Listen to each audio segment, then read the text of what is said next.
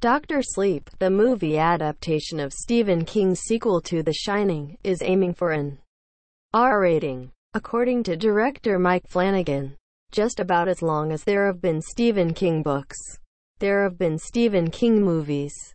King's first published novel, 1974's Carrie, was translated into a film by no less a director than Brian De Palma in 1976.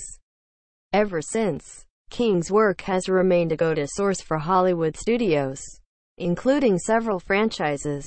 However, while sequels to King-based movies are common, very rarely are they based on actual follow-ups by the author. The reason for that is simple. King doesn't write sequels often. For the most part, King is content to let his stories stand alone, outside of the Easter eggs and select recurring characters he enjoys throwing in for fans as a way to establish that most of his work takes place in the same universe. While some notable exceptions exist, the Dark Tower saga, the Mr. Mercedes books, King generally prefers to tell new stories rather than revisit his old ones, which is what made King's decision to release a sequel to The Shining in 2013 such a delight for his longtime fans. Related, Ewan McGregor says Dr. Sleep movie is faithful to Stephen King's book, while most King diehards would be unlikely to argue that Dr. Sleep measures up to its classic predecessor, a novel many hold up as one of King's all-time best. Reaction to the book, which focuses on the adult life of Danny Torrance. Ewan McGregor. Decades after the spirits of the Overlook Hotel corrupted his father Jack was largely positive. Now, 5 years later, Warner Brothers is prepping a film adaptation of Dr. Sleep.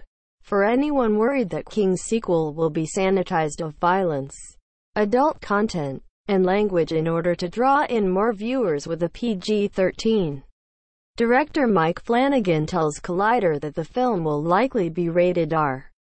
The news that Dr. Sleep is aiming for an R rating is sure to please both fans of King and fans of the horror genre as a whole. While there have certainly been good horror films made with a PG-13 rating, too often studios are all too willing to compromise a story's content in order to make it more accessible to a wider theatrical audience. For example, one need only look at the heavily compromised Dark Tower movie. Although to be fair, the rating was hardly its biggest problem this year, thankfully. With the runaway success of films like in Deadpool and Warner Bros. 2017 King adaptation, IT studios are becoming less resistant to the idea that a film can be both R-rated and hugely successful financially. It's going to be an interesting couple of years for King fans, as 2019 will see both IT Chapter 2 and Pet Sematary hit theaters, with both films also expected to receive R ratings.